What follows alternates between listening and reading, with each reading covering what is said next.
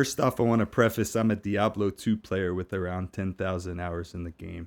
I see a lot of things in Path of Exile 2 that are reminiscent of Diablo 2 that I really enjoy, whether it's the skill progression, the learning curve of the game and all of the mechanics within it, the itemization, the difficulty level of the game in general, and how you're rewarded for gaining knowledge. There's a lot of similarities in the aesthetic as well as similarities in the music and just the overall vibe that you get while playing, leveling your character up, finding better loot, all of that. Keep in mind when I have criticisms for the game, this is coming from somebody who's been playing it every single day since I got the game. Gonna continue playing the game and want the best for the game and for all the players at large. Keep in mind it's always easier to point out the negatives within something, and from a constructive criticism standpoint, it's also more beneficial to the developers for me to point out things that could potentially be fixed rather than just shower them with praise. So issue number 1, it's actually a performance issue that has to do with the CPU multi-threading, causing the game to crash during loading screens. I can't tell you how many times this happens, probably at least once or twice a day to me still, but I'm very glad to know that this is on their radar and probably one of the first things on the docket to fix. Many people have actually been rolling back their version of Windows in order to solve this. Other people have been opening the task manager when they start the game and disabling 2 cores, so in the event that the game does freeze, you can always still have the operating system running and not freeze as well. I've seen this happen to people from low-end PCs to people with like the best CPU on the market, like 9800 X3Ds and stuff. So I think it's more to do with Windows. They pushed an update right before the holiday break, right before GGG left the office, and it kind of left them in a bad spot. So I've been playing solo self-found warrior, Titan Ascendancy. I just hit my 3rd Ascendancy, and damn are those Sekima trials hard. But before we get into that, the body blocking, that's the biggest issue.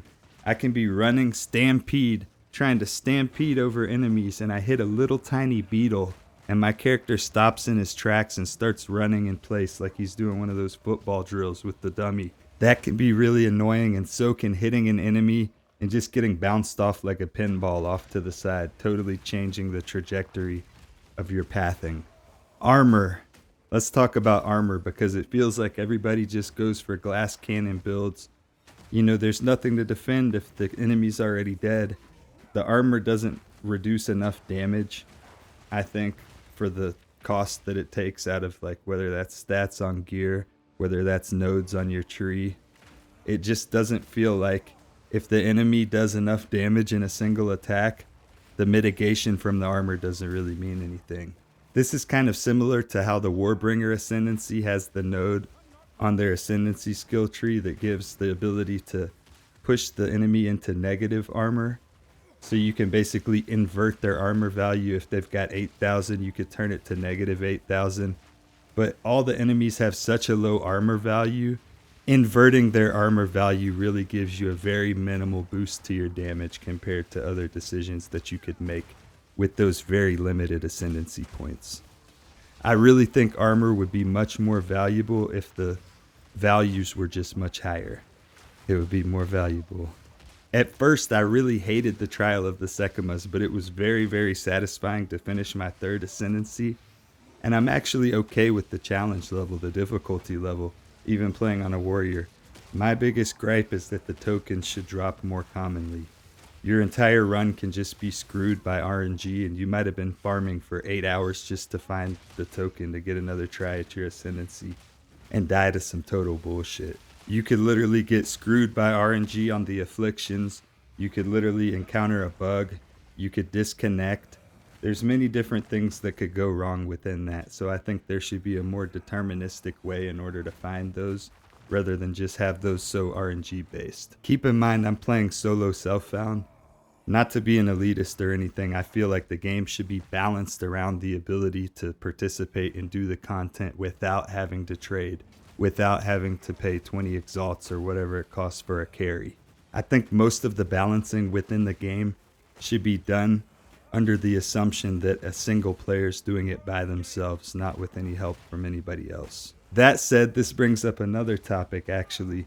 some of the tool tips and some of the things are very ambiguous. For instance, when you're doing the story and there's these checkpoints, I didn't notice until I was pretty much done with the story that you can teleport between the checkpoints. This is just something they added a couple weeks into the game, but some of the things in the game I think that they should communicate more clearly to you. Another example would be like when you're using a support gem and it has the little thing checked at the bottom left that said show suggested gems.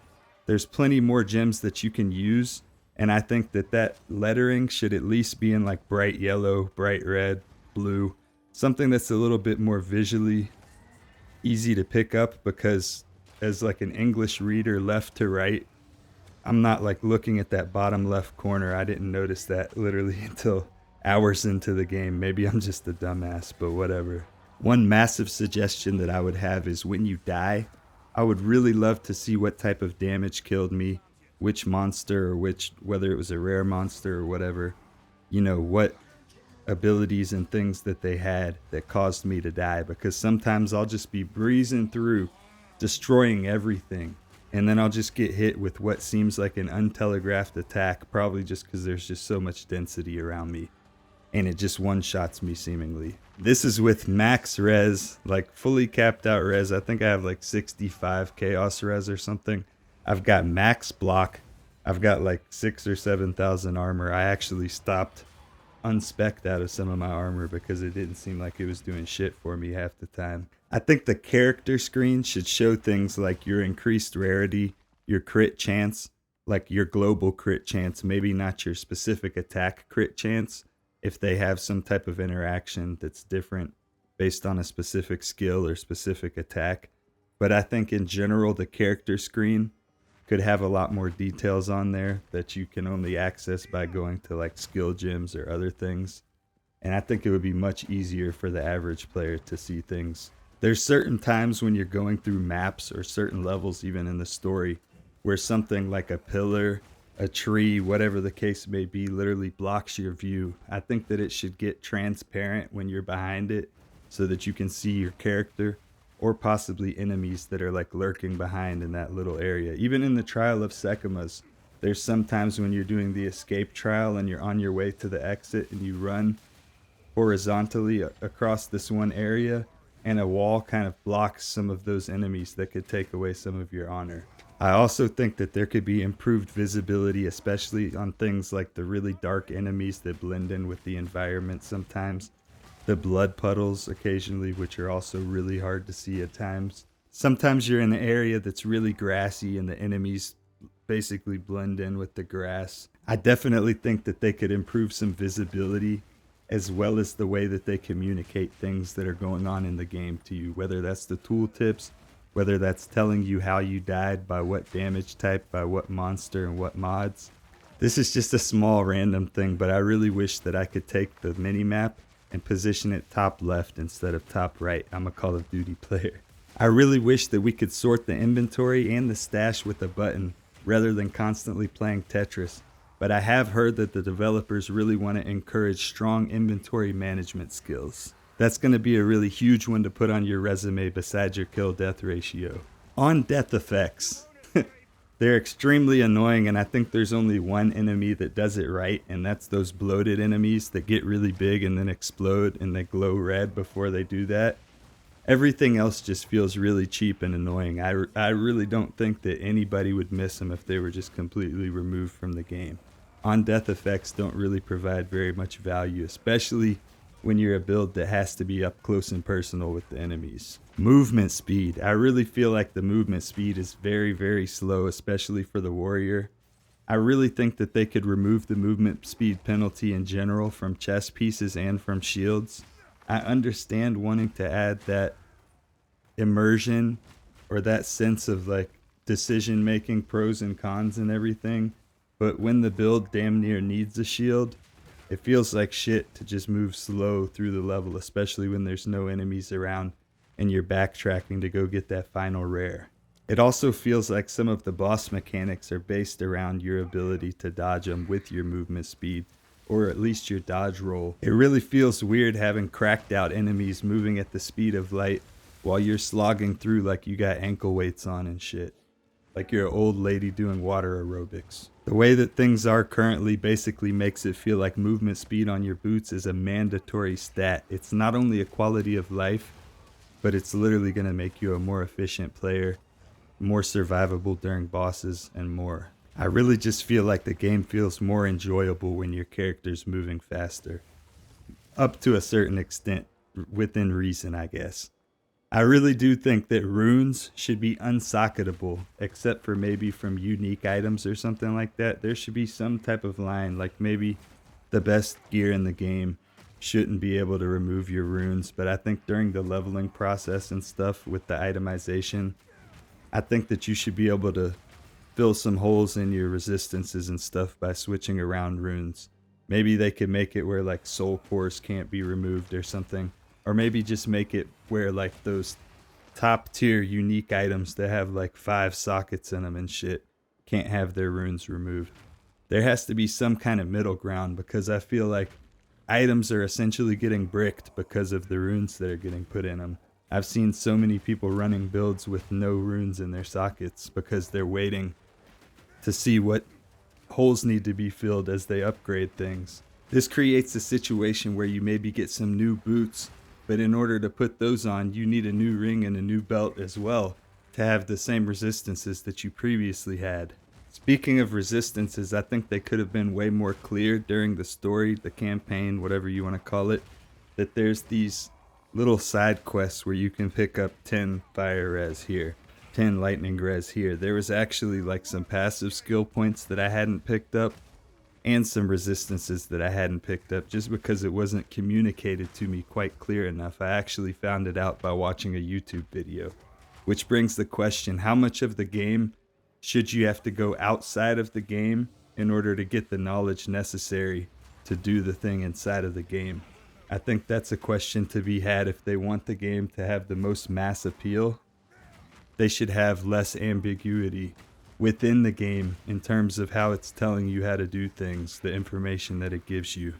Things like learning your mistake when you die to lightning damage because it tells you, and then you go and check your lightning res or whatever the case may be. You know, maybe you had capped lightning res, but there was a damage modifier. You know, enemies penetrate elemental resistance or some type of shit. It should make it clear so that that learning is enforced, so that you can take some knowledge into the next try. Being the noob that I am, at first while doing maps, I was never reading the modifiers, but, you know, after getting screwed by them too many times, my brain clicked, and it was like, oh, maybe be either more careful or avoid certain modifiers altogether. I mean, if I was hardcore, I would certainly just avoid certain shit altogether. Those are pretty much all my gripes that I have with the game. Let's get into some of the good. I figured we'd give the bad news first, the suggestions, you know, front loaded with all of that, and then we can glaze at the end. So the fact that this game's going to be free to play eventually is actually pretty fucking mind-blowing. Let's be honest now. I think this is going to be the best ARPG on the market for a long time, and it's going to be the bar for other ARPGs to try to meet. I think it feels more approachable than PoE 1, but it's got enough depth to feel like it can satisfy the type of player who wants to invest thousands of hours. I really feel like there's a good learning curve to the game where you can really play it casually. You could make a solo self-found player and play for months or whatever just on one character.